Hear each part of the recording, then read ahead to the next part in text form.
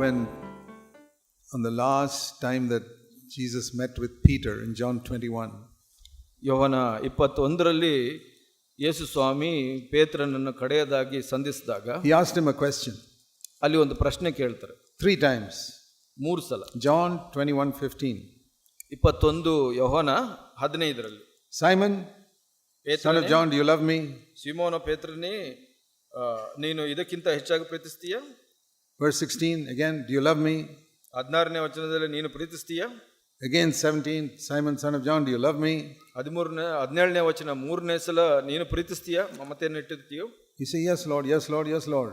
ಅವನು ಹೇಳ್ತಾನೆ, ಹೌದು ಸ್ವಾಮಿ, ಹೌದು ಸ್ವಾಮಿ, ಹೌದು ಸ್ವಾಮಿ. So what should you do? ನಾವು ಏನು ಹೇಳಬೇಕು? Look after my lambs and look after my sheep. 3 times Jesus said that. ಇಲ್ಲಿ ನನ್ನ ಕುರಿಗಳನ್ನ ನೀನು ಕಾಯಿ ನೋಡ್ಕೋ ಅಂತ 3 ಸಲ ಹೇಳಿದ್ರು.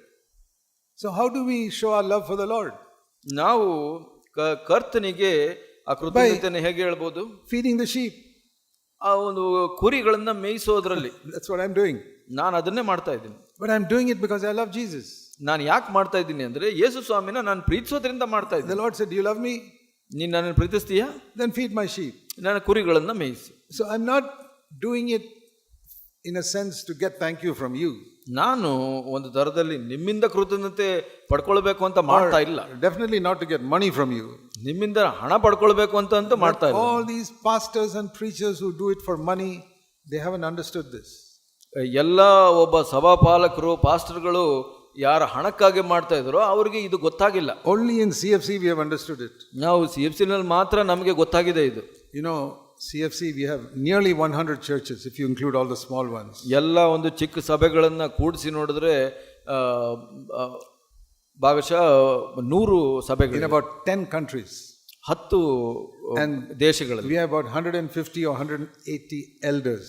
150ರಿಂದ 180 ಸಭಾಪಾಲಕರುಗಳಿದ್ದಾರೆ. Not one of them takes any money.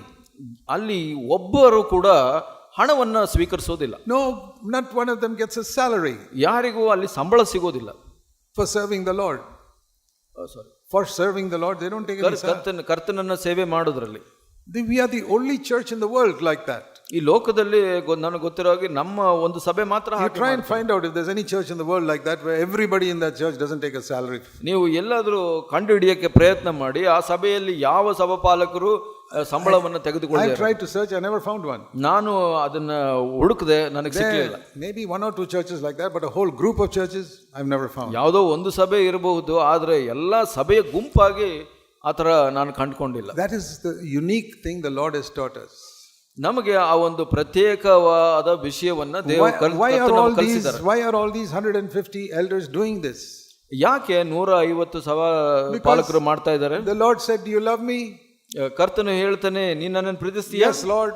ಹೌದು ಸ್ವಾಮಿ. Then feed my sheep. ನಮ್ಮ ಕುರಿಗಳನ್ನ ಮೇಯಿಸಿ. Take care of my sheep. That's why they're doing it. ಅದಕ್ಕಾಗಿ ಅವರು ಮಾಡ್ತಾ ಇದ್ದಾರೆ. We are only following what Jesus taught. ಯೇಸು ಸ್ವಾಮಿ ಏನು ಕಲಿಸಿದರೋ ಅದನ್ನ ನಾವು ಹಿಂಬಾಲಿಸ್ತಾ ಇದ್ದೀವಿ ಅಷ್ಟೇ. When Jesus said to Peter and John, follow me. ಯೇಸು ಸ್ವಾಮಿ ಪೇತ್ರ ಯೋಹನಿಗೆ ಹೇಳಿದ್ರು ಹಿಂಬಾಲಿಸು ಅಂತ. Peter didn't say what will my salary be. ಪೇತ್ರ ಕೇಳಲಿಲ್ಲ ನನ್ನ ಸಂಬಳ ಎಷ್ಟು ಅಂತ. If Peter had asked that question, ಪೇತ್ರ ಆ ಪ್ರಶ್ನೆ ಕೇಳಿದ್ರೆ, Jesus says, leave your nets, come and follow me. ಇವಾಗ ಯೇಸು ಸ್ವಾಮಿ ಹೇಳ್ತಾ ಇದ್ರು, ನಿನ್ನ ಬಲೆಗಳನ್ನು ಬಿಟ್ಟು ನೀನು ನನ್ನನ್ನು ಹಿಂಬಾಲಿಸು. He says, Lord, fishing I get about 50,000 rupees a month. ನಾನು ಈ ಮೀನುಗಾರಿಕೆ ಮಾಡಿದ್ರೆ ಒಂದು 50,000 ರೂಪಾಯಿ ಸಿಗುತ್ತೆ ಸಂಬಳ ತಿಂಗಳಿಗೆ. What will you give me? ನೀನು ಏನು ಕೊಡ್ತೀಯ? You know, like when we shift from one company to another company, we ask, how much will the salary be? ನಾವು ಒಂದು ಕಂಪನಿಯಿಂದ ಇನ್ನೊಂದು ಕಂಪನಿ ಹೋಗುವಾಗ ಸಂಬಳ ಎಷ್ಟಿದೆ ಅಂತ ನಾವು ಕೇಳ್ತೀವಿ. Supposing Peter had asked like that, ಆ ಥರ ಪೇತ್ರ ಕೇಳಿದ್ರೆ ಏನಾಗ್ತದೆ? Lord, what will my salary be? ನನ್ನ ಸಂಬಳ ಎಷ್ಟು ಸ್ವಾಮಿ? What do you think Peter would have said? What do you think Jesus would have said? ನೀವು ಏನು ಯೋಚನೆ ಮಾಡ್ತೀರಾ? ಯೇಸು ಸ್ವಾಮಿ ಏನು ಹೇಳ್ಬೋದಾಗಿತ್ತು? I know what he would have said.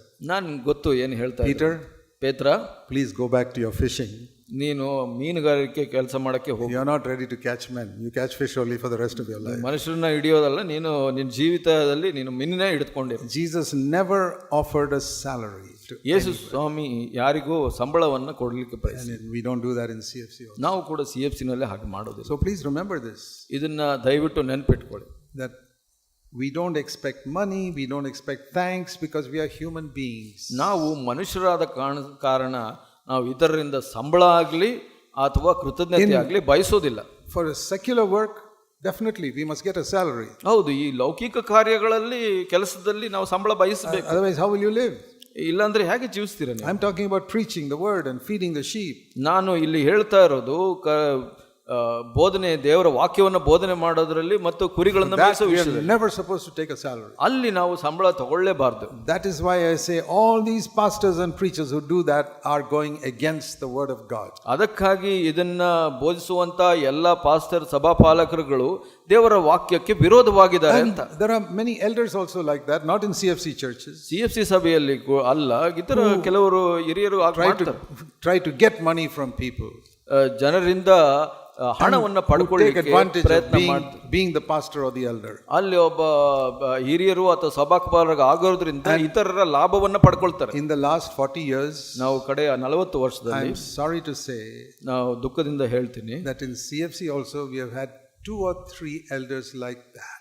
ಇನ್ನು CFC ಸಭೆಯಲ್ಲಿ ಕೂಡ 2-3 ಹಿರಿಯರು ಹಾಗೆ ಆಗ್ಬಿಟ್ರು. Wanted to get money from people. ಜನರಿಂದ ಹಣವನ್ನ ಪಡ್ಕೊಳ್ಳಿಕ್ಕೆ ಪ್ರಯತ್ನ ಮಾಡಿದ್ರು. I removed them as soon as I knew that that was what they were doing. Got rid of them.